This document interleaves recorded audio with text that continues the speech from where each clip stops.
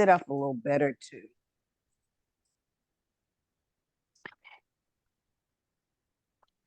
All right, good morning. My name's Nancy Moore. I'm your facilitator today. This is Erace. It is March 2nd at 10 a.m. Yeah, and I have been coming to Erace since June of 2007. Let me start off by reading the slogan of Erace. Eracism is the slogan of the group Erace, which was formed in New Orleans in the summer of 1993. We seek ways through person-to-person communication to show we are committed to treating all human beings with love, respect, empathy, compassion, and humility. Join us. Erace is an organization that does not espouse any political party. We have no religious affiliation. We believe in acceptance of all people and no personal attacks of any kind will be tolerated. We come with the intention to listen, learn, and not to argue. Next, I'll read the land acknowledgement, which is, we begin today by acknowledging that what we know as the United States is the ancestral and unceded territory of many indigenous peoples, and that there are many more nations and tribes that could be named here.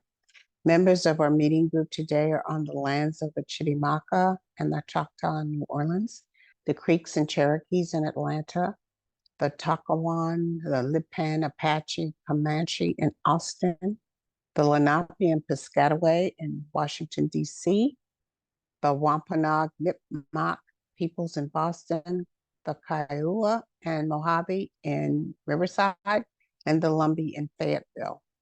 We thank their ancestors for being stewards of these lands through the generations and through today. We need to protect and honor the history and people of these places. Despite centuries of colonial theft and violence, we should always remember that we are still on indigenous land and it will always be indigenous lands. Okay, next, we go around and introduce ourselves. And I'll go in the order that I see you on the screen. Okay, first, Phyllis. Good morning, everybody. I'm Phyllis. I've been coming to Erace since the summer of 2008, and I'm in New Orleans. Thank you. Marla. Hey, good morning. My name is Marla. I've been coming to Erace since around 2019, I think, and I'm in Metairie, which is in the New Orleans area. Thank you. Marion. Good morning again, everybody. It's Marion here in New Orleans in the Gentilly area. I've been coming to the discussion since June of 1993. I think I attended the first Erace meeting. Okay. That was held. Beatrice. Hi, good morning. Beatrice here in East Point, Georgia, right outside Atlanta. Been coming to Erace since 1993, and I am the elementary school classmate of Marion. McDonald number 6, yay. Yeah, number 6. Okay, thank you. Teresa. Hi, I'm Teresa from Fayetteville, North Carolina. I've been coming since August 2022. Okay, thank you. Okay, I already did Marla. Louise. Louise, and I have been coming to Erace meetings for about 2 decades, off and on, first in New Orleans and then now in Austin. Okay, thank you, Louise. Glenn. I'm Glenn Abdullah. Been coming to Erace since 1994. Glad to be here this morning. Okay, thank you, Glenn. Reverend Larry. Good morning, I'm Larry. I've been coming to Erace since about 1995. Glad to be here. Thank you. Thank you. And Gabriel. How y'all doing? Gabriel Washington, been coming to Erace for like 3 weeks. My third one. Okay, Glad to be you here. so much. All right. Okay, I'll go over the format of the meeting. First of all, we ask everyone to put themselves on mute unless they're speaking. That cuts down on any background noise. I will keep a list so that whatever comments you have, we go in the order of the list. If you want, you raise one finger, wave it around so that I can see it. Or there's a raise hand feature at the bottom of the screen somewhere. I think it's under participants, where you can raise your hand on the screen. Also, if you have a question of the speaker, you can raise two fingers, okay? And that question could be, it has to be in the form of a question. And it's usually like, if I didn't understand what you meant, or could you further explain what you meant by? We try to keep your comments to 2 minutes. We are respectful. We do not interrupt the speaker. We have no side comments, no personal attacks, and no name point calling. All right, I did the clarifying question. Blah, blah, blah. All right, we will go on till about 11:10, 11:15. There's not very many of us today. And you will give a wrap up where you give your final thoughts on the topic. If you didn't speak at all during the meeting, you can take the full 2 minutes. All right. And at any time, if there's any crosstalk, I can call point of order, and so that we can get back to order. Okay. That's it. So the reason that I brought this topic was because I saw this clip. Now I can't remember where I saw it. Did I see it on the internet, or did I actually see it on television? I can't remember. Anyway, I saw the clip and I was outraged. I was just like, how can this person think that Black people are not aware of what Trump is doing? All right.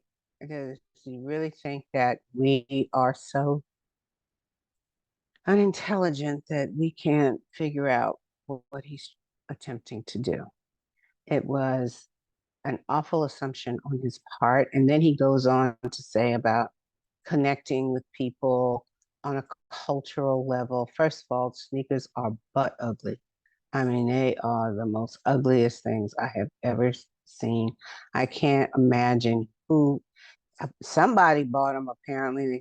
They claim that they sold out, but you can't really believe anything that you read or hear these days. You gotta take everything with a grain of salt, because I just can't imagine anybody buying those ugly things and actually wearing them. I found a meme on the internet also that showed the 4 justices wearing them, of the Supreme Court. That was pretty funny. Which to me would be the only people that would buy them. But yeah. And so the second article talked about the backlash that this Raymond Arroyo faced from the comments that he made, but also that a rapper did buy them, which surprised me.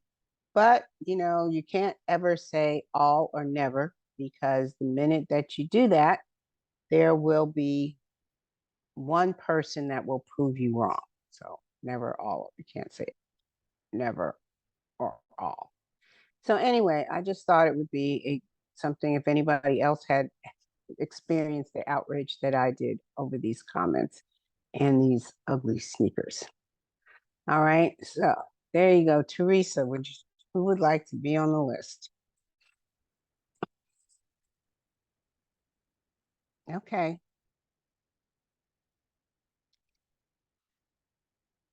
And Marion. Okay, Teresa, go ahead. All right, thank you. I don't know if you guys can see, but this is my I voted sticker. Today was the last day of the early voting here in North Carolina. And I just had to vote for Babu Biden. Babu is the Swahili word for grandfather, and I like the alliteration. So I voted for him. And and here's another thing I wanted to do. Let's see. There you go. In case some of you were confused, not all Black people like sneakers and have sneaker games. But then again, I grew up in the suburbs and I've never been arrested and whatever. Don't sell crack and whatever. The whole stereotype that white politicians want me to believe of being Black. I just put in the chat like the comfortable shoes that I like to wear around the house are UFO slips or slides, excuse me. So just in case anybody takes in a survey of Black people's footwear, it really is interesting to hear the demographic that you're allegedly in and to not know, oh, I'm supposed to be doing this. I wasn't aware of that. They surely do the stereotype of the college educated suburbanite woman doing too friggin' much. They never show that one and try to, appeal to our vote, or I don't know, but 4 years ago, Biden said that if you don't vote for him, you ain't Black. And it didn't stop me from voting for him because unlike, I think it was in Michigan, where some people said that they weren't voting for Biden in the primary just to show him. And I thought, are you serious? Because the alternative is even worse.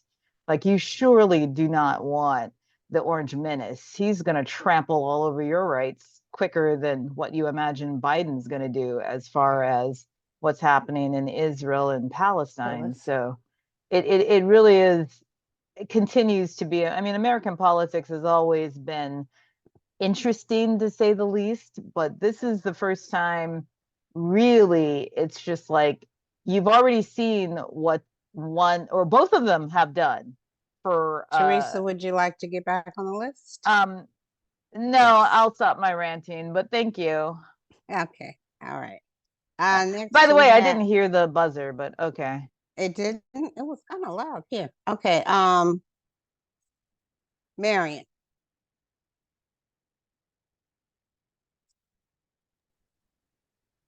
Okay, I was a little confused at first about were people angry with Raymond Arroyo because he said Trump was selling these gold sneakers to win Black support, or was Raymond Arroyo enforcing his stereotype? Well, I felt some outrage because I thought, well, of all the nerve. So you think that people of color are so wrapped up with the love of tennis shoes that they would spend $400, and evidently in the article it did say that the tennis shoes sold out. Suppose you get caught in the rain. I'm thinking that's $400 down the drain. Also, I put myself in the equation.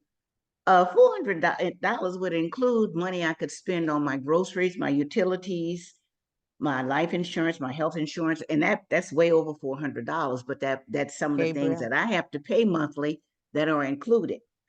So I wouldn't buy the ugly things. And if you think Beatrice. that people are so ignorant, stupid, juvenile, whatever you want to say, so enamored of this man, evidently you've gone and bought the tennis shoes, but I wouldn't. And how dare anyone thinks that just because I'm a person of a certain persuasion that I'm going to run out and buy or get online or however the heck he sold doggone ugly things, $400 that I need for my necessities to keep me alive on a pair of shoes. I wear BZs because I have this scoliosis Marion, situation would you with my like to get spine. back on And the list? oh, you know what? I'm ranting too, Teresa. So it's just I'm outraged that you think we're so stupid. I'll listen to Absolutely. everybody else, Nancy. Okay, thank you. Next we have Phyllis, Gabriel, and Beatrice. Anybody else like to get on the list? Okay, Phyllis. I have a pair of Beezies too, and I totally endorse them. They don't come in gold with American flags though. I wanted to talk about the uncommitted campaign that went on in Michigan and might be going on in other states. In the primary, it doesn't keep Joe Biden from being reelected to the presidency. And there's in Michigan, there are a lot of Arab and Muslim Americans who are, I think this whole campaign to say we are uncommitted to voting for this man who is funding and supporting the genocide of the people of Palestine is to send him a message and put pressure on him and also maybe the DNC, who needs to wake up. And the whole Democratic party and institution and all the long-term people in office who are, geriatric, no offense, should really consider retiring, letting the younger people in. And I hope there are other states that have uncommitted as an option.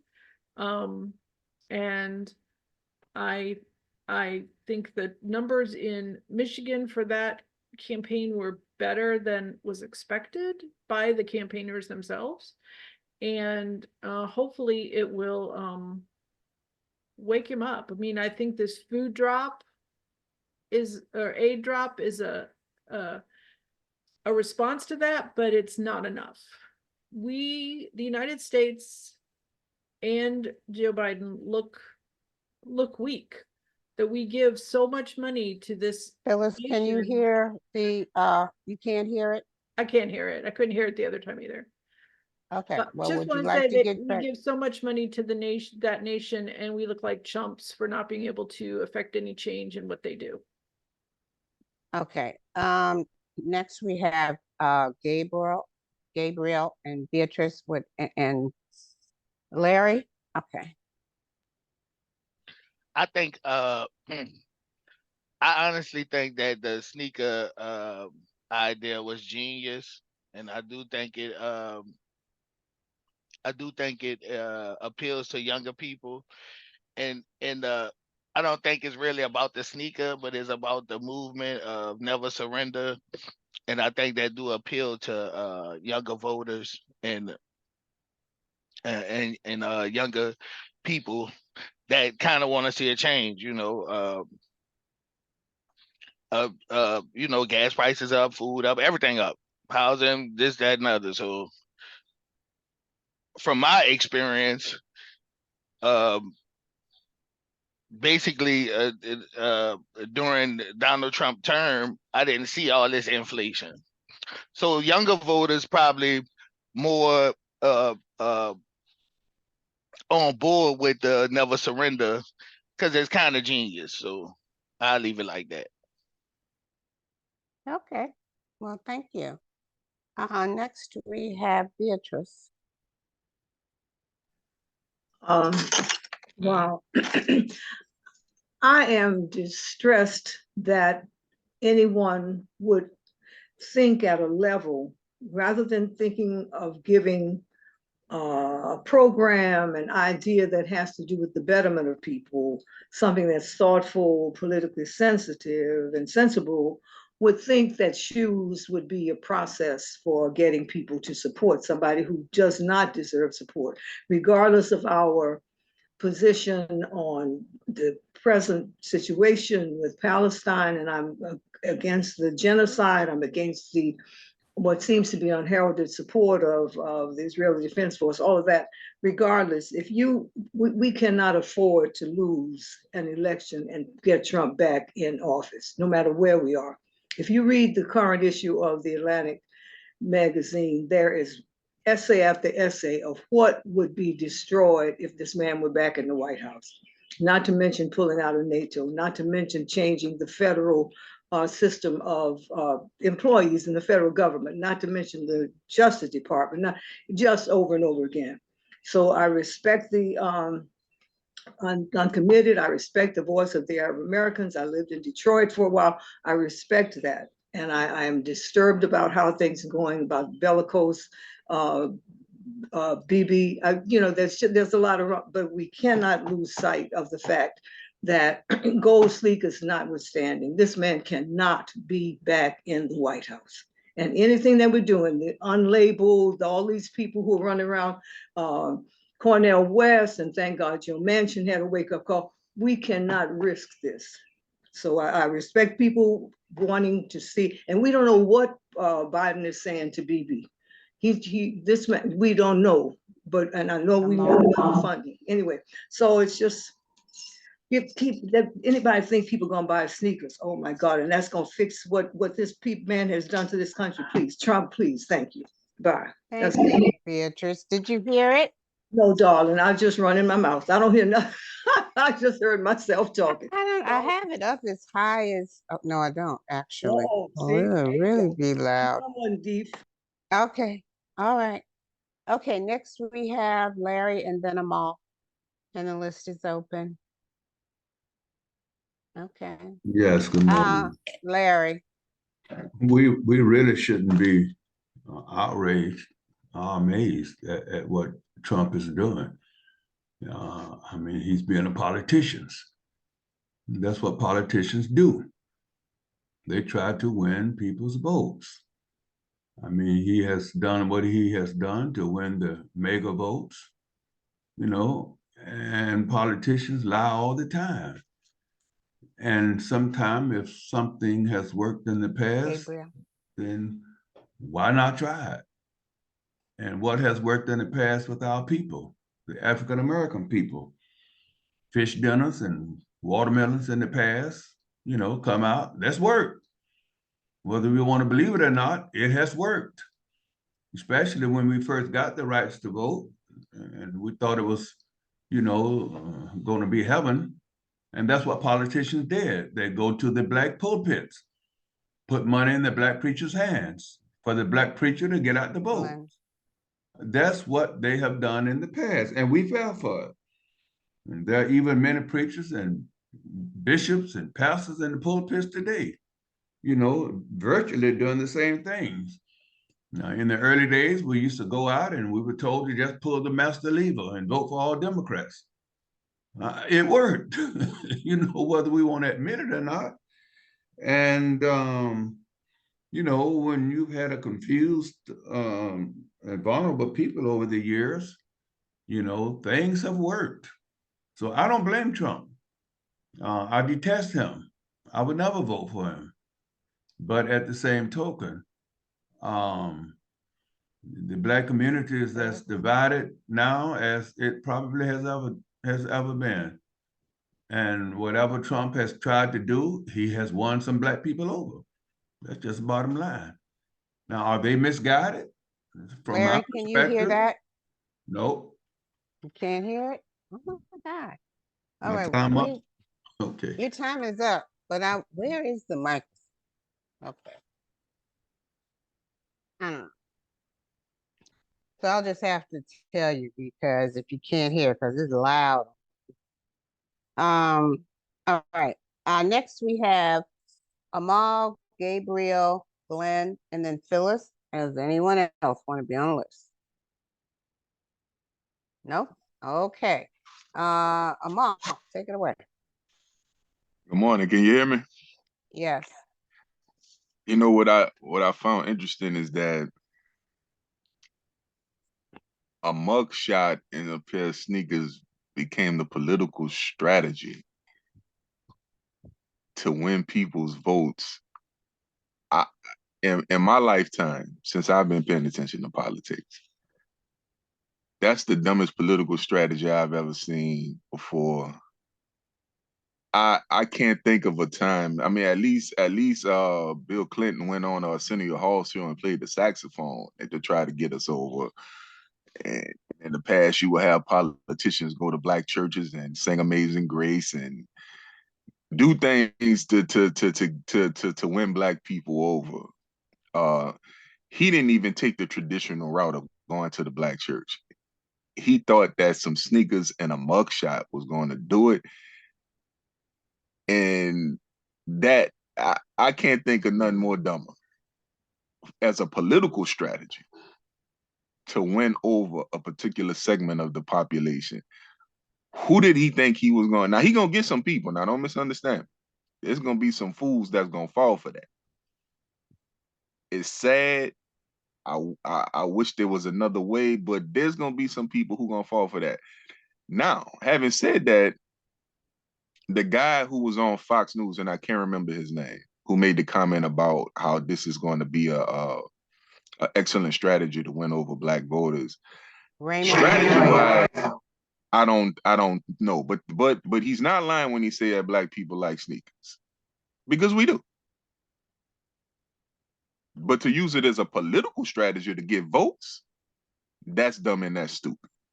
But we do like sneakers. I mean, you can go down, you go to any high school, middle school, that's predominantly black, and it's a sneaker walk going on in there. It was that way when I was in school, and I'm sure it hasn't changed. So we do like sneakers, but political wise, to get people to vote, dumb idea.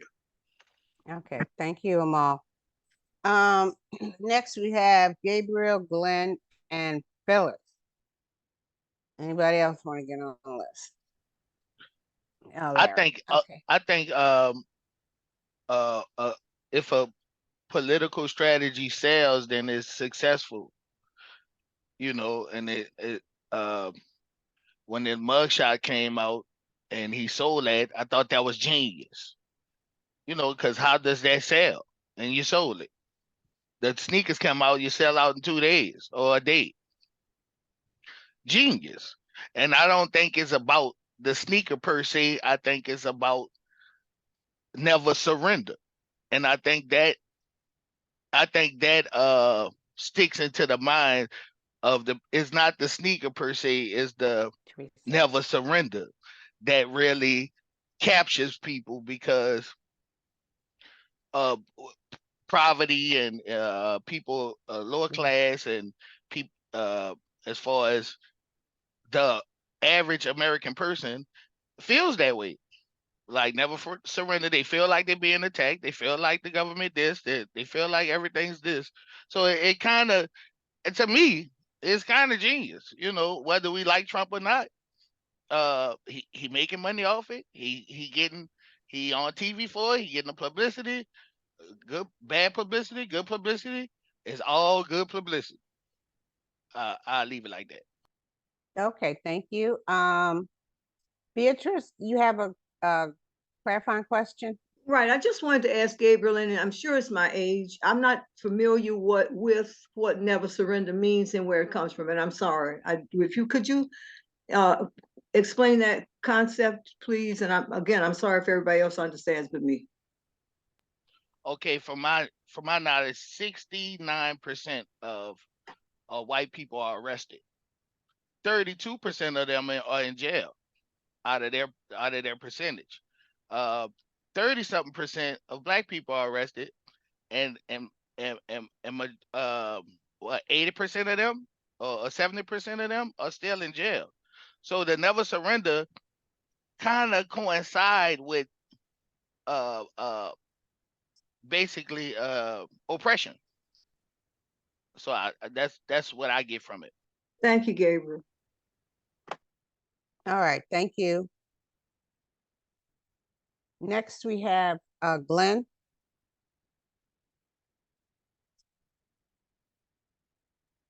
Well, there's been a saying about the dumbing down of America that's been going on for a while. You know, it's been, you know, you make people laugh.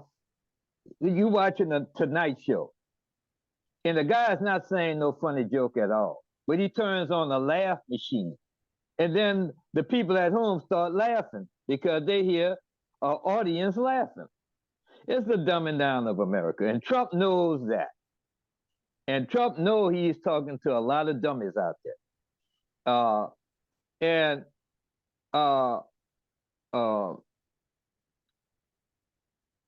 anybody who is popular can sell anything.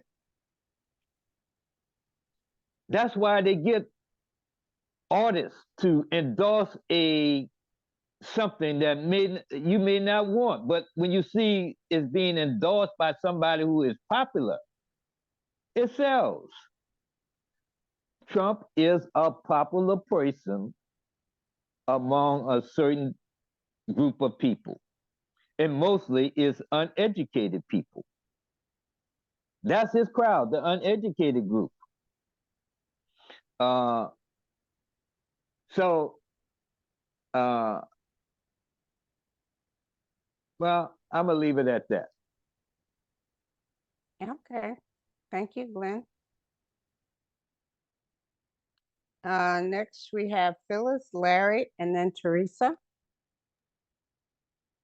Well, first I want to briefly address sneakers in general. A long time ago, I worked for a .com, and one of the people who worked there had previously worked for one of the major sneaker companies, and he said that their marketing, especially to Black people, was called aspirational. So the idea is that they want people to believe if they buy certain products that it kind of like ups their status. And I mean, that made me kind of sick. And it's not only sneakers, and it's not only directed at Black people, this kind of marketing. The idea that there's so many think pieces, and you know, I saw a clip of Whoopi Goldberg on The View talking about if you don't vote for Joe Biden because of the genocide, that makes you a one-issue voter. Rubbish. They're just gaslighting the voters instead of listening to our demands for the end of the occupation and our demands for a better candidate. If Biden is reelected, he's not living through his second term. There's no way. He seems very frail to me as somebody who sees a lot of frail old people. He seems very frail. I was impressed that he was able to kneel with that picture that he took with a bunch of women. I was impressed by that. But I bet they had to help him get back up. So I want to say the pressure should not be on the voters to vote once again for the lesser of two evils, but to demand that the institution and the Democratic Party provide us with better people, Gabriel. better options. Was that my time? Very good. Thank you. Absolutely. Okay. We have Larry, Teresa, and Gabriel. Anybody? Marla. Okay, great, Marla. You know, I would just say again, as someone that said that, you know, if a political strategy sells, it's genius. And I think we have to look at all politics. Politicians lie. They'll say anything to get into office. They'll do anything to get into office. You know, I think it was Amal who made a comment about Trump. What, he didn't take the traditional route of going to the Black church. And that's been one of the problems in the Black church, allowing politicians to come in and make fools of us. And they'll duck in during the announcement period, vote for me, and then they're gone. I know the relationship between the church and politicians, and I'll acknowledge that.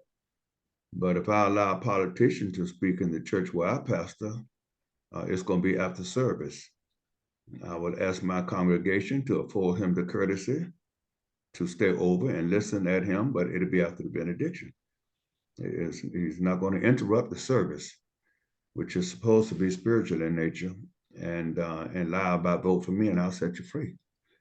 And so, you know, and Whoopi Goldberg said that, you know, if you could be a one-issue voter, Then on the matter of the Palestinian genocide, I don't mind being a one-issue voter.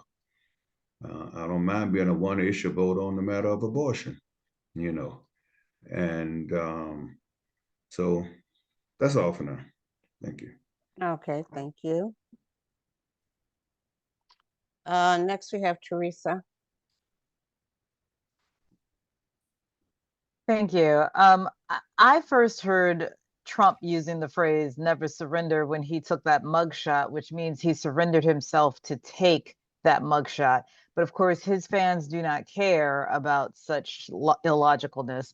And during that time, there was an artist who did a graffiti artist who did this one MAGA thing and said MAGA stood for my ass got arrested. And now that's all I see when I see those MAGA hats. So thanks to that guy. I don't believe that Trump just appeals to uneducated people because even Mitch McConnell, he is McConnell. That's what I should say. Anyway, Mitch McConnell thought he could control him, but he learned, like any other educated person, anytime you think you can foolproof fools, the fools will always win. There are a greater number. They think out of the box.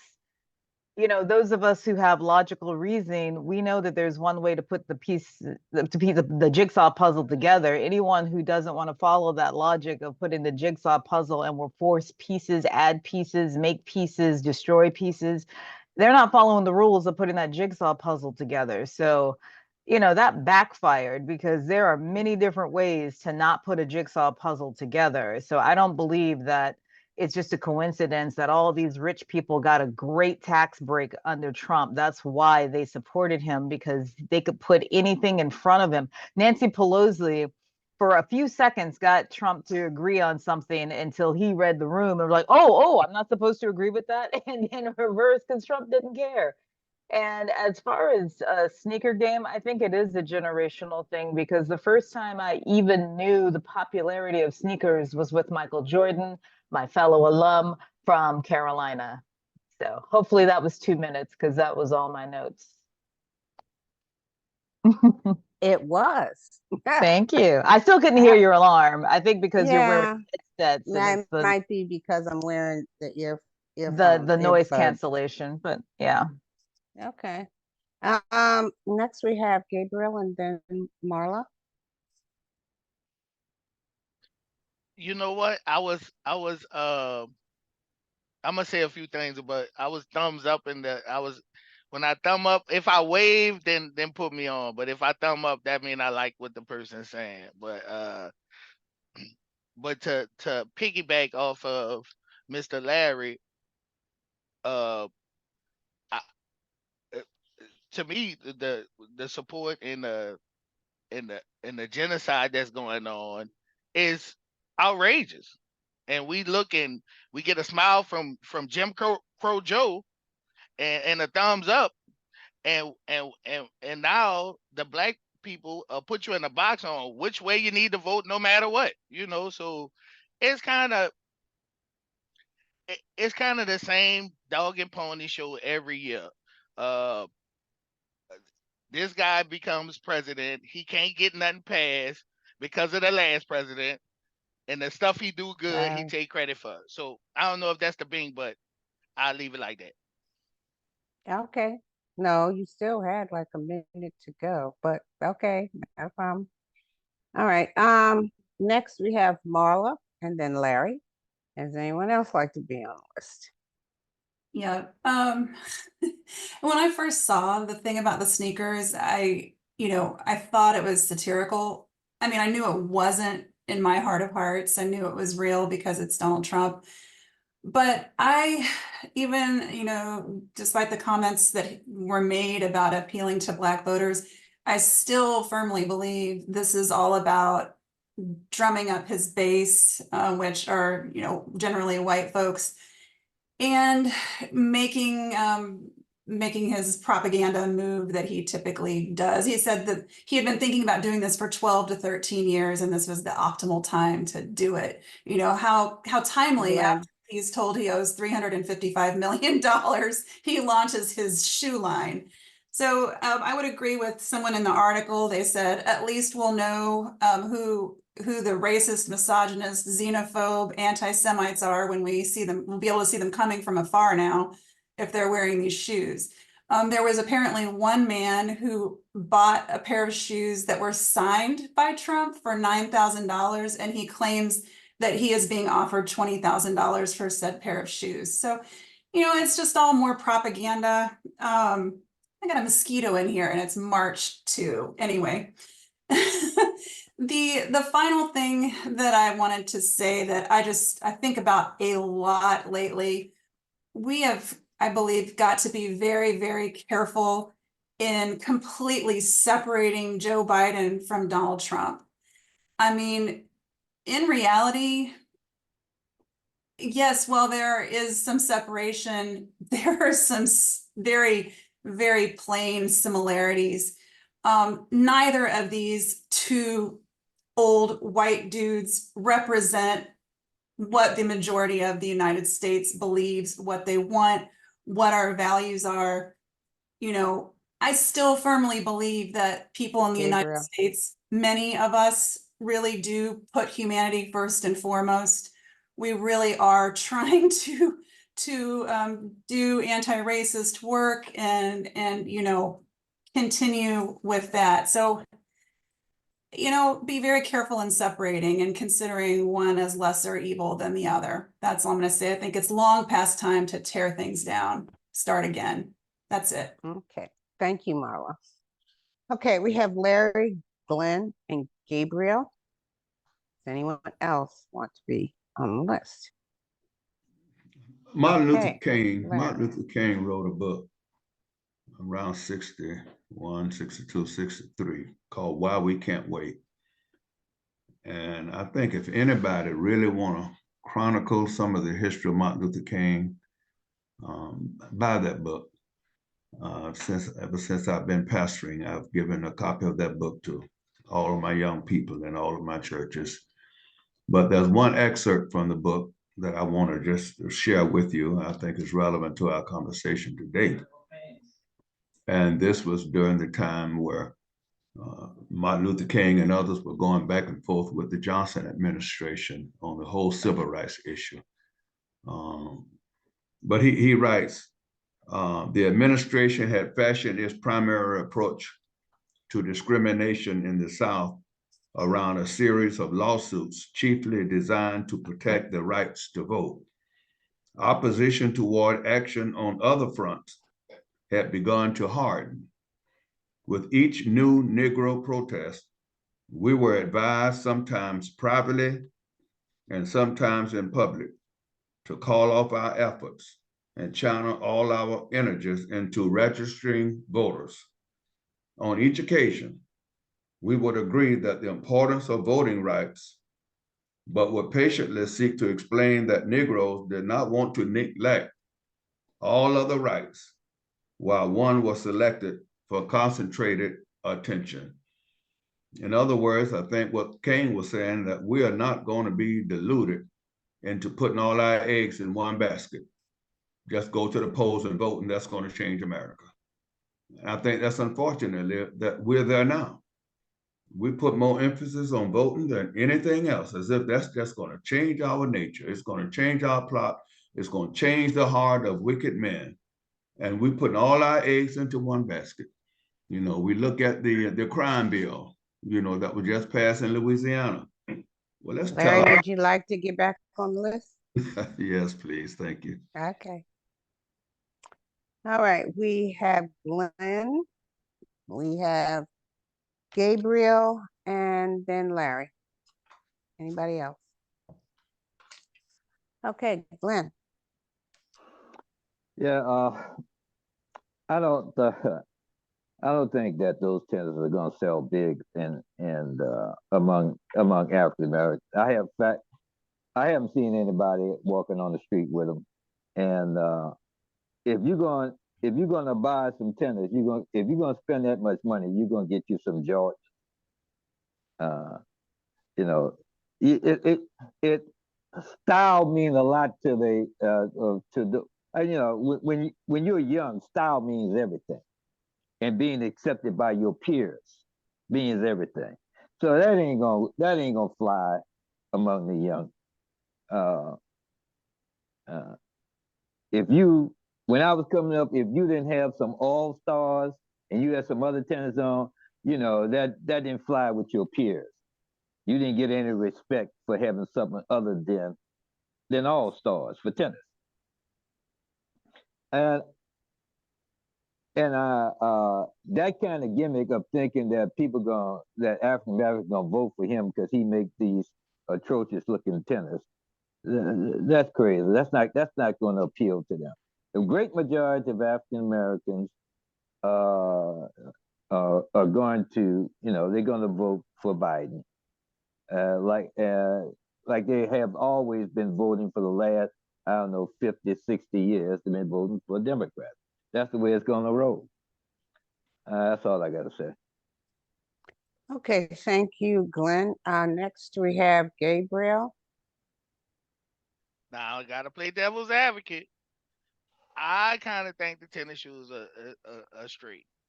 And like I told my uncle Glenn, if he could give me a pair, go ahead on and get it. He said he gonna give me one, and he want to see me wear them. I wear them. But I have some friends that try to get the shoes. So I think is this genuine? I think most people disconnected on what's going on. It's kind of a movement, and not of a. It's not about the tennis shoe per se. It's kind of about he's relatable, and he could kind of relate to poor people to say he's so rich. So I think it's kind of got to do with his appeal to poor people and the movement rather than the tennis shoe. But I will wear them, so I'm waiting on you, Uncle Ben. I'll leave it at that. Thank Can I you, ask a got, clarifying? got a question I want to ask Okay, you. wait a minute. Hold up, wait a minute. We got how many clarifying? I wanted to ask a clarifying. And Glenn, you want to ask clarifying. Okay. Right. Well, all right. Amal, go ahead. Okay. Yes, to Gabriel, he said that Trump being rich, he appeals to he's appealing to poor people. What poor people have you spoken with that relates to Trump or appeals with him? Well, all I could tell you is about the people I talk to, and majority of the people I That's talk what to I asked you. is The people you talk to. yeah. All I could yeah. Well, I actually have people in my circle that's gonna vote for Trump because they tired of Joe Biden, they tired of inflation, they tired of gas going up. Is that I'm in the trucking industry, and gas going up is ridiculous for us. So food going up, everything up, and we didn't experience this during Trump. So most people say, "Oh, you're gonna lose your rights. You're gonna do this." Well, why we didn't lose our rights in the first 4 years when he was president? So it's kind of a mixed thing going on here. Some people saying Joe Biden, some people saying Trump in my circle. So that's what's going on right here. People care about money in their pocket and low prices more than anything. I'll leave it right there. Okay. Thank you. Glenn? Yeah, Gabe, didn't I tell you I was joking when I said I was going to buy you some Trump tennis? That's pretty good. Look, he had to clarify it. I know you were joking, Uncle Glenn. All right. Okay. Thank you. Next we have Larry and the list, and the list is open. Okay, I was about to just at the end of my last conversation. It might not be related to the subject, but I was saying that about the crime bill, Marion. that the governor, just passed. That there are things that the Black community have to adjust to, and if penalties are going up, if you're a felon for already, you're a convicted felon, why are you going to have a gun on you?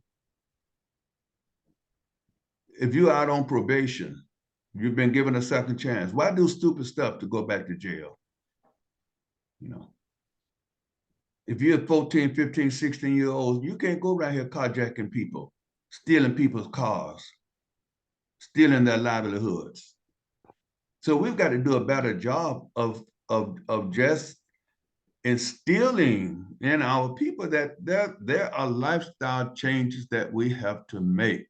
The system is not designed to accommodate the criminal, and it shouldn't be. You know, sometimes we do the crime, we have to pay, we have to pay the time. You know, Gabriel mentioned about, you know, about food prices going up, and you know, and you know, we can't have it both ways. We want to buy stuff the same price they were 20 years ago. You know, things change. We can't have it both ways. Low food prices and low wage and high wages too. Wages ought to go up. And when wages go up, you think bread gonna stay the same price? No, the price of bread gonna go up. So we can't have it both ways. And so you know, sometimes we don't want to make the adjustments when prices go up. You know, if you can't afford a steak, buy pork chops. I mean, you know. Okay, that's all. Thank you. Thank you. All right. Next we have Phyllis, Marion, and then Gabriel again. So, what was I gonna say? Well, I said a couple weeks ago that not voting for Biden in the state of Louisiana isn't going to prevent him from winning the state. I mean, he's not going to win Louisiana. Look at who we've got as governor. This is definitely a state that's going to go for Trump in the general election. There are very few alternatives that I'm happy with to him, like none on the Louisiana ballot for the primary coming up. Cornel West isn't on there. Marianne Williamson, Williams, whatever her name is, and Cenk Uygur, who is Turkish American, I think, who works on the Young Turks news network. It was pointed out to me that he is anti-trans, so he's not my ideal candidate. So, I mean, again, it's not up to the voters to vote, hold our noses and vote for somebody who's supporting a genocide. It's up to the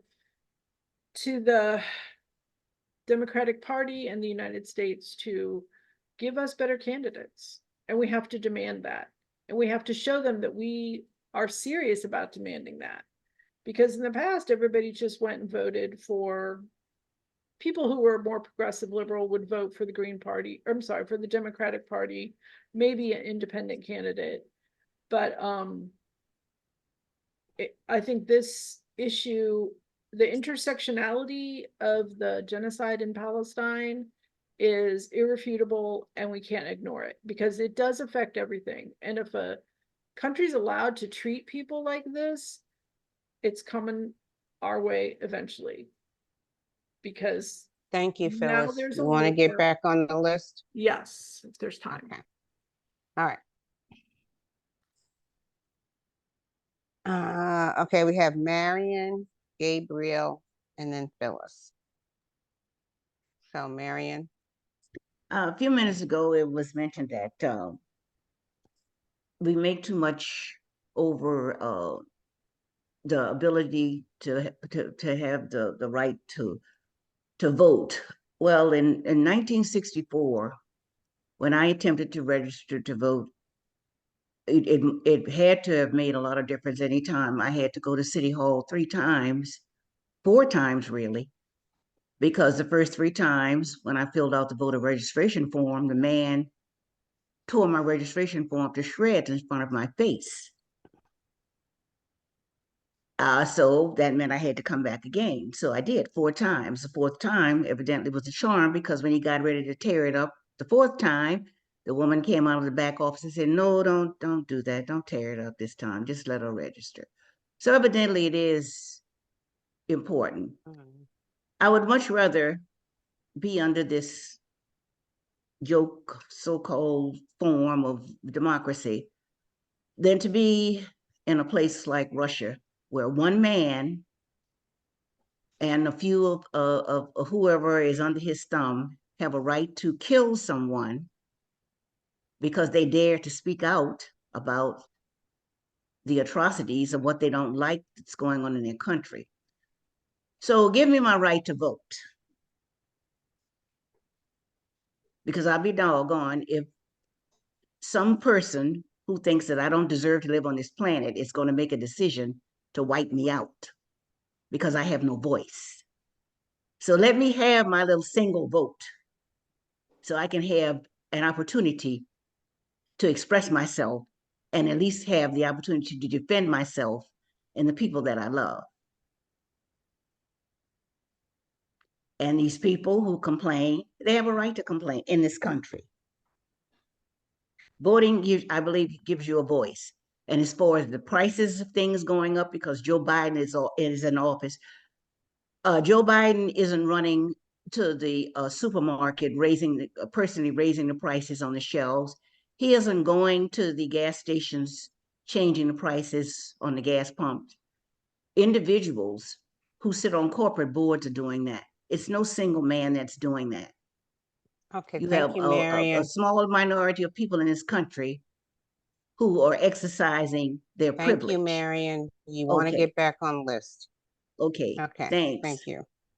Okay, we have Gabriel and then we have Phyllis and And Larry. Miss Marin, I agree with you. We do need everybody need they chance to vote now. But what I do know that Joe Biden is policing the whole world and sanctioning everybody, which causes other sanctions to be someone's gonna sanction you back. And let's be real here. It raises prices. If we worry about what's going on over here, we kind of be better off, in my view. But we know if you sanction Russia, they're going to pull out their piece of the pie in the gas and on the gas pie. And what happens? Putin makes more money than he ever made dealing with gas this year. He takes his pie out, and everybody still want the same slice that was in a big old pie now. Now he have a big slice in this pie of fuel. But if you sanction the man and he take his slice out, then everybody's still gonna want the same money that they was guaranteed before he took it out, which caused inflation. So we know certain actions from it could be at the boards and this, that, and the other, but we know those sanctions cause inflations for sure. We know that without a doubt. I'll leave it like that. Okay, thank you, Gabriel.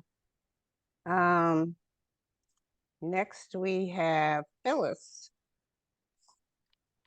So if wages increased at the same rate or more than prices increased, people wouldn't be suffering so much. So that is something that parties in power can have an effect on, is raising wages in this country. But the Senate and Congress will vote raises for themselves, but not do anything about the wages of the average working people. And claim that teenagers working at fast food restaurants don't deserve $16 an hour, when it's not only teenagers, it's people trying to support families, it's senior citizens trying to supplement their income. I don't think I've been a while since I've been through a fast food drive-through, but I don't think I've perceived anybody as a teenager at fast food in a long time. So, I think it's important to educate ourselves on all the facets of what's going on. And it may be hard to hear, but I think we're being played by the Democratic Party, and I'm tired of it. I'm tired of them fear mongering among us, and I'm not buying it anymore. And I don't want Donald Trump to be president. Absolutely not. I can't stand his face. I can't stand his voice. I can't stand his thought processes. I can't stand his gaslighting. I can't stand his racism and his ignorance, his sexism, his anti-Muslim stances, his idiocy about immigration. I can't stand any of it. But Joe Biden invited him to go to the border with him. What the hell is that? They are two sides of the same coin, in my opinion. And I think there's very few Democrats in positions of power right now, real power, like under him and his administration, that I would trust with running this country. So, I mean, maybe we deserve, here's the thing. In his own way, Biden's a fascist, and we know Trump's a fascist. So I guess pick your poison. But as I said before, I've got Palestinian friends, and I can't in good conscience vote for somebody who is trying to kill all their people, supporting the killing of other people. Thank you. Thank you, Phyllis. Okay, we have Larry. And then the list is open. Marion, you have every right to feel as passionate as you do about voting, and I would defend your right to vote. But I think on any given election, if 20% of the people go to the polls and 80% don't, I'm not going to accuse those 80% of being ignorant and staying home and betraying the system. It is perhaps the system that why the 80% is not voting. The tragic part about it is when we can't discern what's going on in a wicked system and we go to the polls and vote anyway, because I'm exercising my rights, because too many people died on the streets of Mississippi and Alabama for me to have the right to vote. Yes. Well, we should also have some sound sense. So I'm not going to tell all those people who don't go to the polls and vote in any given election. You don't know what you're talking about. You're ignorant, you know. And another comment that was made about Putin invading Ukraine. What America will not tell you is that after communism fell, after the Soviet Union was disbanded, that a lot of those countries that were in the Soviet Union, NATO began to invite them into NATO, and Russia began to feel themselves at a disadvantage. And there was at a certain point where NATO had agreed that some countries would not come into NATO because they knew how it would make Russia and Putin feel. But they violated that agreement. So perhaps Putin found himself backed up in a corner. What are they going to do next? Come for me? It's going to be a whole Europe against Russia? This is not to justify him invading Ukraine, but we get one side of the story when we listen to American politicians. We get one side of the story with Palestinians, you know. The Jews have a right to defend themselves. No, you're not at the expense of genocide. We can't support that. We cannot support that. We ought to be as up in arms over that as we were over slavery, segregation, Jim Crow, or anything else, especially Black people who have been through Larry, your 2 minutes is up. All right, thank you. Thank you. Gabriel, your hand is up. Do you want to be on? Yes, Oh, yes, ma'am. Yes, ma'am. I okay. give the thumbs up. Normally I get a thumbs up if I like it. But Brother Larry, you put that well. You know, I was telling my Uncle Glenn about it. He don't want to hear it. Oh, Joe Biden. So I said, Uncle Glenn, if Ukraine is not even in NATO, so why are we protecting them? They're not even, you know, so it's about a freedom thing, right? Come to find out, they trying to get Ukraine in NATO, which threatens Putin. So what Putin's supposed to do? What is he supposed to do? He said, before I let them do that, because we know how America works. If you're in the circle, we're gonna put a base there, and we're gonna have bombs pointed at you. That's just how it goes. We didn't even help the African countries that really needed help without them signing off on gay rights and stuff for their country. They refused. They say, yeah, well, you can keep your food or whatever. We don't do that here. So we try to enforce our American so-called values on other people and put a base there and basically oppress the people. And it's the same thing going on. And I feel you, brother Larry. We only hear one side of the story. I'm gonna leave it like that. Okay, thank you. Is anybody else? Because if not, we can move into the wrap up. It is 11:07. Okay. It looks by silence, we can move into the wrap up. Usually during the wrap up, you get a minute to speak unless you haven't spoken at all.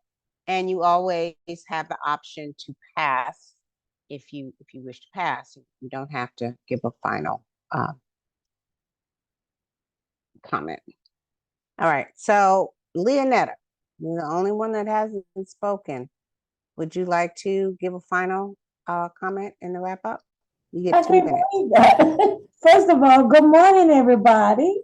Good morning. Nice to see everybody. I love the article. It was a nice article, and I enjoyed the discussion. I first of all, those gold sneakers are ugly. I don't know. I never heard nobody never said that, but I find them ugly. They're not worth what they cost, and the T-shirt is ugly too. I don't know. I don't know how much the T-shirt cost, but whatever it wasn't worth the price. I don't understand the attraction of neither one. I find it insulting. I don't. It does. It probably does appeal to the young black people, but I would never buy it. I find it insulting, and it was a political move. It will. He probably will get him some votes, but I find it condescending. I find Trump crazy, and I agree with Phyllis. I don't understand what Biden was thinking about when he invited Trump to help with the. I don't know if that was a political move or what in the hell that was about. I have no idea, but I everybody's entitled to their opinion, but I don't think they're one of the same. But I do agree with Mark, Mark, Hmm? Marla, Marla? Marla. Yeah. I wanted to make sure I wasn't mispronouncing your name. That they are they are they are two old white men, and we should have a better choice. But when every 4 years when it's time to vote for president, unfortunately, we always got to choose from the lesser of two evils. That's what we do every 4 years. That's what America gets to choose from. And one time, I hope we don't have that choice. Is my time up, Nancy? Yes, it is. Okay. Thank you. Okay, we'll move on to the 1 minute wrap up in the order that I see you on my screen. Okay, and that would be starting with Phyllis. First, I want to say happy Social Worker Month, Leonetta. And happy Women's History Month to everyone, whether you're a woman or not. Thank you, Phyllis, and same to you. Happy Social Work Month. Thank you. So yeah, I thought this was a really good discussion, instigated by those two articles. Thanks, Nancy. And America's going to have to change a lot of the ways we previously thought about and done things, especially in terms of voting.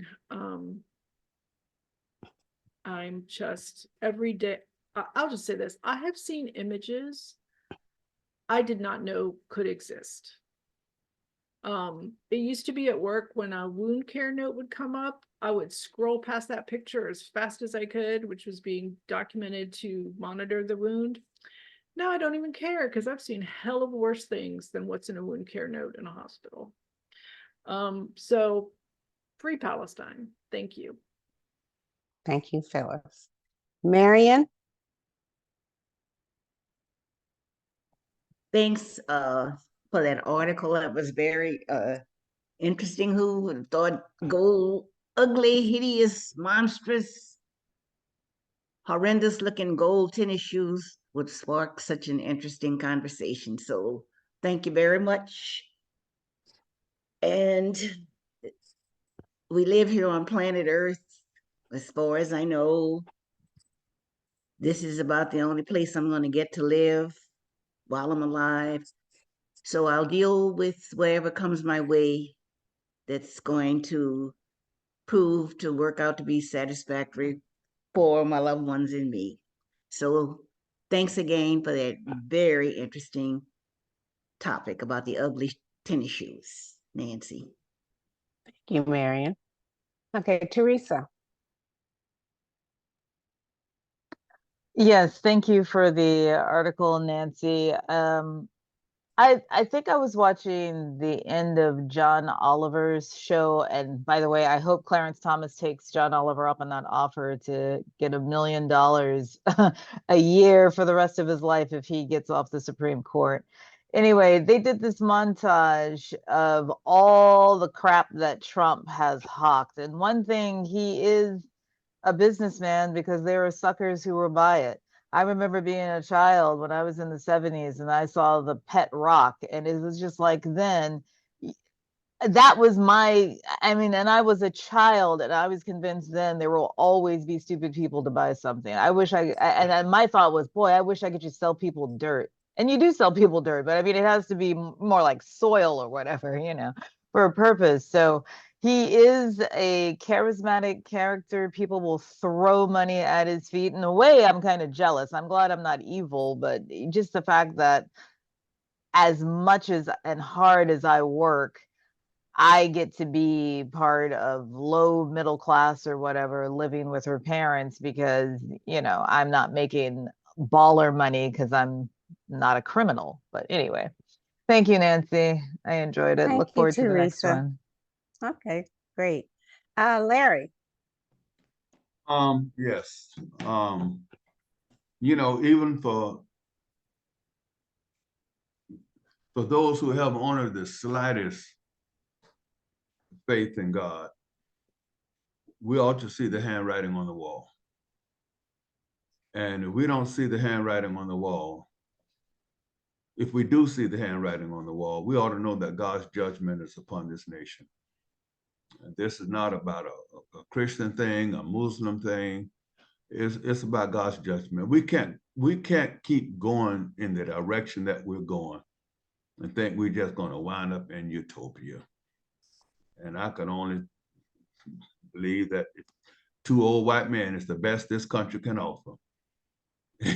It speaks bad of this nation. And I just believe, I'm not being pessimistic, but I just believe the worst is yet to come.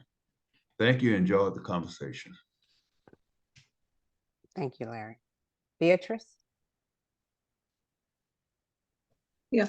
The Erase New Orleans, Lord have mercy. Erase Atlanta does not discuss politics at all. We do not introduce topics, subjects, articles that would make us drift over into that, because we know that the one thing we all agree on is that we're against racism, but we don't know where we stand politically. So this was a difficult listening for me, because I come away, it was difficult. But also, I do not see evidence that, and not that there's not, this conversation was important and all of that, and I don't want the shoes either. But I don't see any evidence that Joe Biden invited Trump to the border. They were 300 miles apart. And what the Biden invited Trump to do was engage with Congress in helping with an immigration policy. And that's not the same thing. So I think that's the danger of political conversation, because sometimes we come from places where we don't really know. We feel, but we don't know. And we end up feeling, I think, somewhat uncomfortable. So, but anyway, thank you for the conversation. Thank you, Beatrice. Okay. Marla? Yeah, great conversation. And I just wanted to give a special thanks to Teresa a few weeks ago for reminding me to replace my bite guard for the upcoming election. Yes, I will now have a heavy duty one. That is, of course, after I completed my 2 root canals at the same time this last week. So back to what Nancy was saying about what a great week it's been. Anyway, good conversation. I continue to try to find cracks of light in this horrible, depraved darkness that I think that we continue to be cloaked in. And oftentimes, I gotta say, I hate it here, but I do love all of y'all. So thanks for a great conversation. I hope you have a great rest of your weekend. Thank you, Marla. Glenn?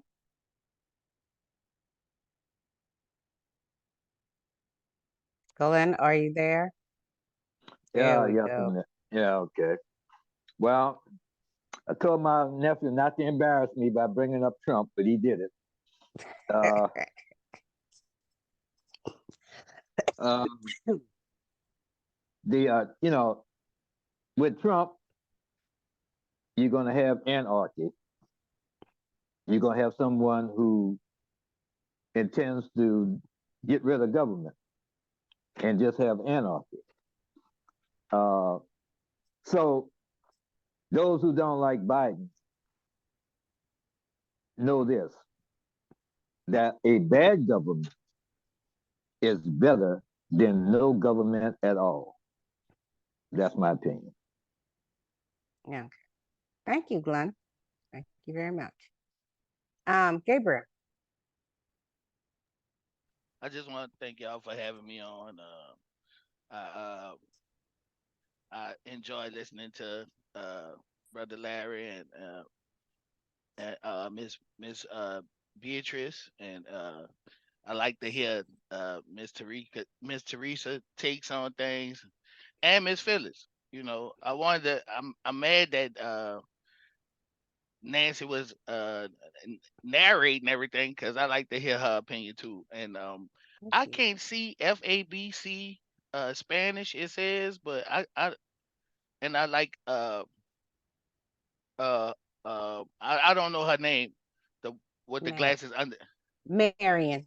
Miss Marion, yeah, and I There like you the go. way Miss Marion think too. But I want to apologize to my uncle Glenn for bringing up Trump, but I had to play devil advocate today, so you know to spice it up over here. But I appreciate y'all having me on. Thank y'all. All right. Thank you, Gabriel. And Amal. Yeah, thank y'all. Excellent, excellent article. I still think Trump's a word I wouldn't use on this meeting, but you know, he's appealing to an audience, and I don't see nothing. I'm not that I'm impressed with the Democratic Party either, because really I don't see nothing that they doing to have a viable candidate to run against Trump, because Biden ain't it.